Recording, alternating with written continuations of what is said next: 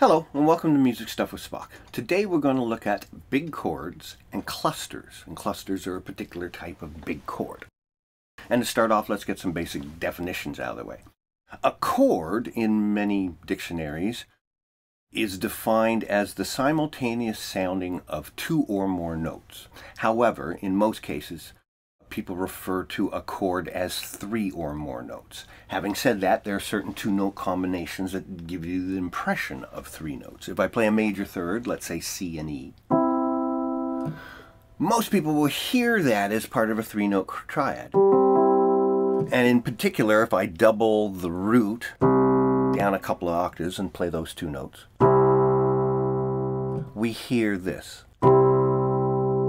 which is that same chord with the G added, with and without. And there's not that much difference. Because it fits into the harmonic overtone series, the brain will put that note in. And most people will hear that as the bottom two notes of that triad. Some people will hear that as the top notes of that triad, the A minor triad. But in both cases, it gives us the impression of a three-note chord, which is why the definition strictly says two or more. If all the notes fit into the scale and they only use the notes do, re, mi, fa, sol, la, ti, do, then we call those diatonic triads, because diatonic means using the notes of the scale. And one of the ways we can look at chords, probably the first way we look at chords, is to take every other note of the scale. So if we start on do, then we go up a third to mi, and then we go up a third from mi to so, and then we put those three notes together. And we get the chord based on do. And every one of the notes in the scale will have a corresponding triad. Do, re, mi.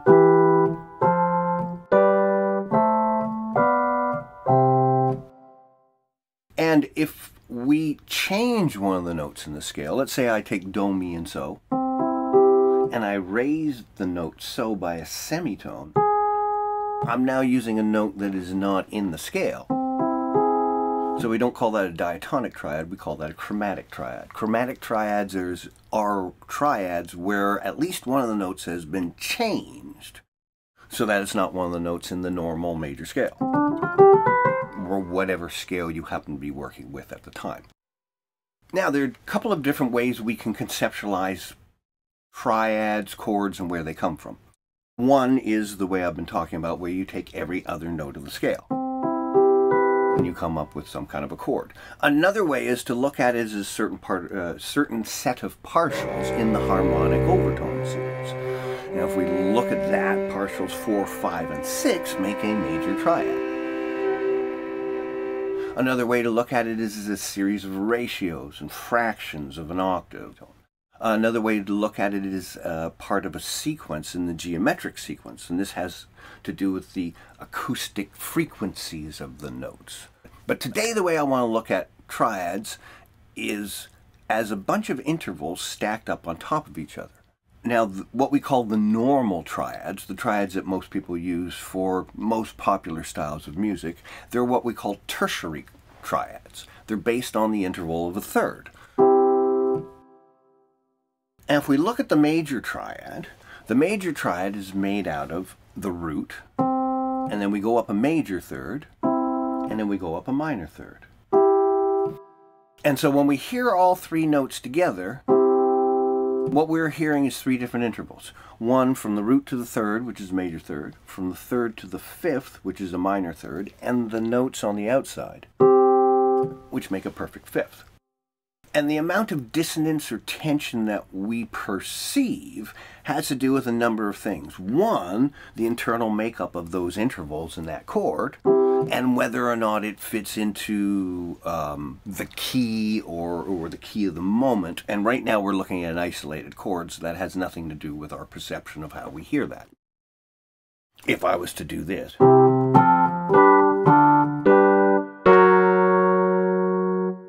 F sharp major is a perfectly not dissonant triad, but in context of those other chords it sounded odd. So those two factors and a number of other factors play in how we hear the dissonance of a chord. Now, most styles of music stick to triads, a three-note chord. Although certain styles of music, jazz, modern classical, romantic music, R&B, they use larger chords. In terms of tertiary triads, one of the ways to make a bigger chord is to continue going up in thirds.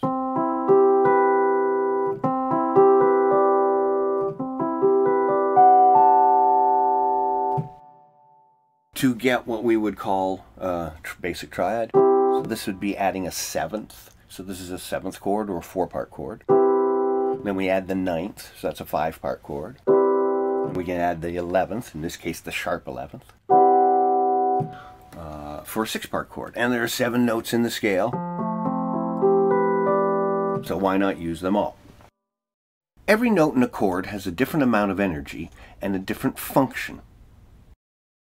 The root is the most passive and provides an anchor and context for the other notes in the chord.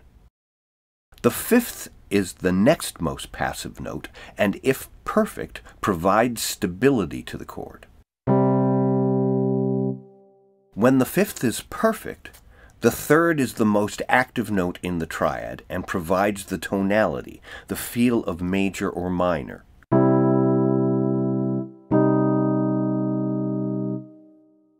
The 7th, 9th, and other extensions are active and provide color to the chord.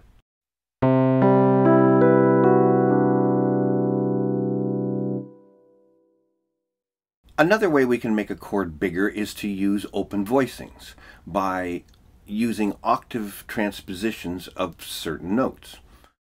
The most basic open voicing is what we call the raised third open voicing. If I play that C major triad and I take the 3rd, the middle note in this case, and I put that up an octave to there, we get that triad.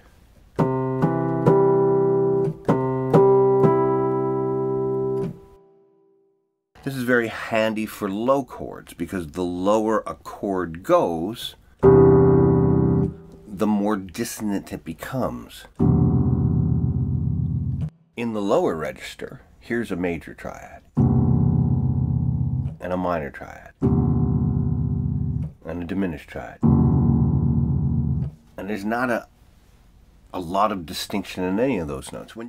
These chords sound muddy because their thirds are lower in pitch than the lower limit for thirds, which is around the note A flat in the lowest space of the bass clef. Any triad that has a third that is lower than that will become increasingly more dissonant the lower in pitch it becomes.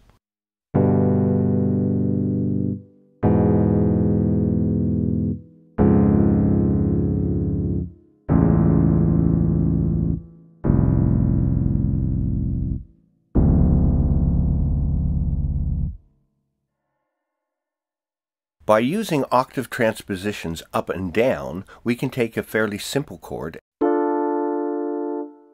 and turn it into a chord that takes up a lot of sonic space.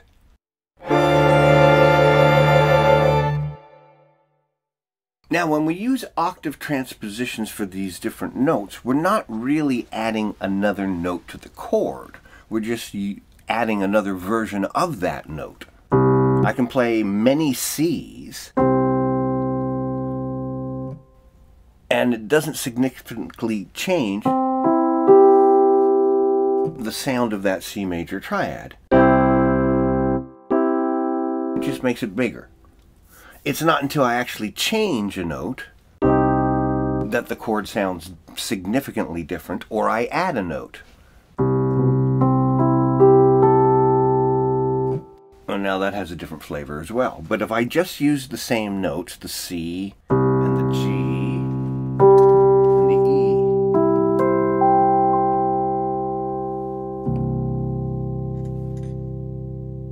as long as I'm just adding the notes C, E, and G, we're not significantly changing the overall emotion of the chord. We're making it sometimes a little louder. It takes up more sonic space, so it's a bigger chord, but not in terms of emotion. In many styles of music, the chords we use are called tertiary chords, made out of thirds. However, we can make chords out of other intervals. If we take the perfect fifth, and stack fifths on top of each other, we get a different flavor of chord. We can take perfect fourths and stack them up on top of each other. We can take sevenths.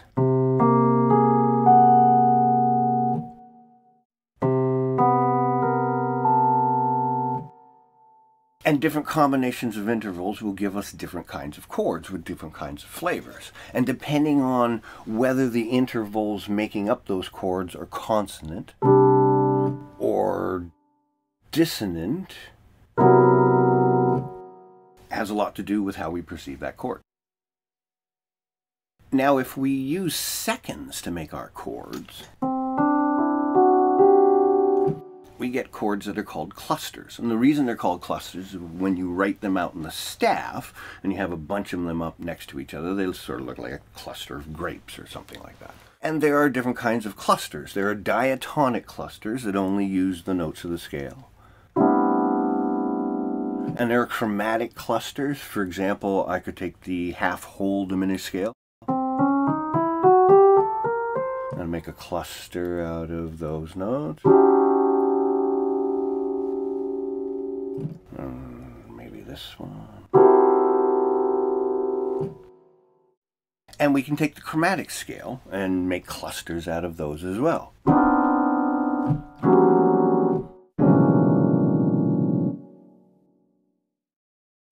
Here are some chords built on fourths and fifths. Chords built on fourths are called quarto chords.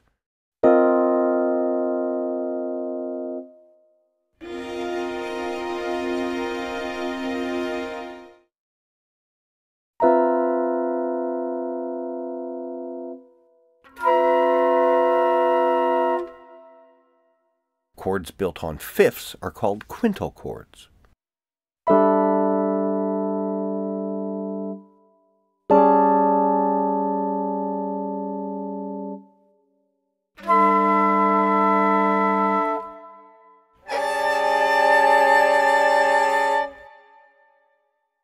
Chords built on seconds are called secundo chords, or clusters.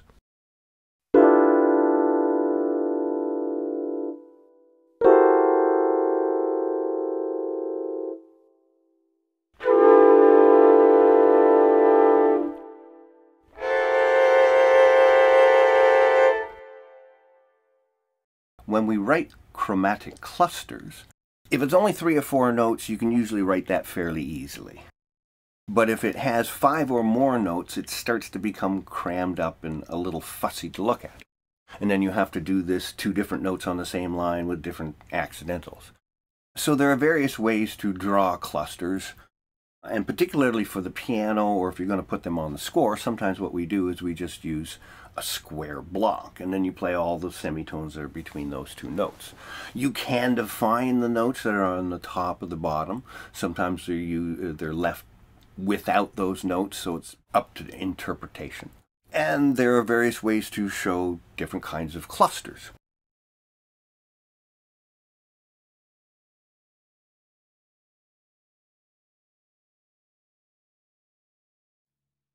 Large semitone and microtonal clusters played by strings can be shown with a block, and then next to it in brackets we show which instruments are playing which notes.